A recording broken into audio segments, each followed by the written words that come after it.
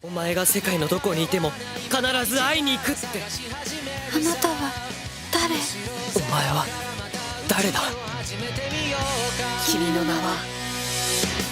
Mitsuha from Itomori and Taki from Tokyo switch bodies at the beginning of random days. As this experience goes on, they grow curious about this other life they're living and they try to find each other.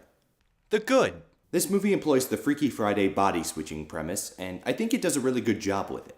As expected, our characters falling into these weird circumstances begets a lot of humorous moments in the movie. But the way this movie utilizes that kind of plot is very well done. It takes our characters on a fun, awkward, often very emotional journey. Most of the movie's circumstances are very quickly paced to show the hectic nature of the situation that these characters are thrust into. But the movie is also very detail-oriented. The characters manage to keep the audience up to pace with the movie through the creative and clever ways that they manage to adapt to being in someone else's body.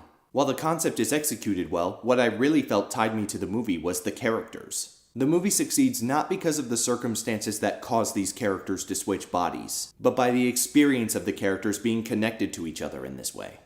I've said this before about Japanese animation, so I'll keep it short.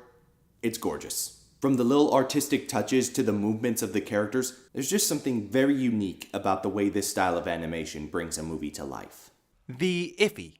I watched this movie in Japanese with English subtitles, so I guess you could say I got the authentic experience of this movie. That being the case, I can't vouch for what the English dub sounds like, but the movie is good enough that I might just head back to theaters to find out.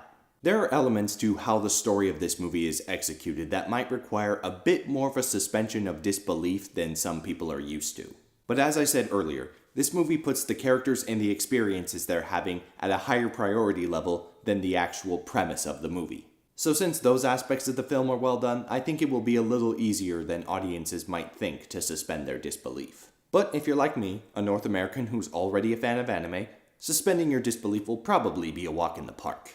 When the movie reaches its climax in the third act, the plot gets a little crazier and occasionally a little harder to follow. But then again, the entire movie is more or less a topsy-turvy experience, so adding the element of not fully knowing what's going on is kind of fitting. The bad. One minor irritation that was present in the third act of the movie is that the music kept swelling at certain points and you almost felt like the movie was going to end, but then it kept going. The verdict? Your Name is a movie that was satisfying to me on multiple levels of emotion. Whether you find it subbed or dubbed, it's a movie that's worth your time. This is Detective Steve, and anime releases in North America don't tend to last long, so if you find this movie in your theater, catch it while you can.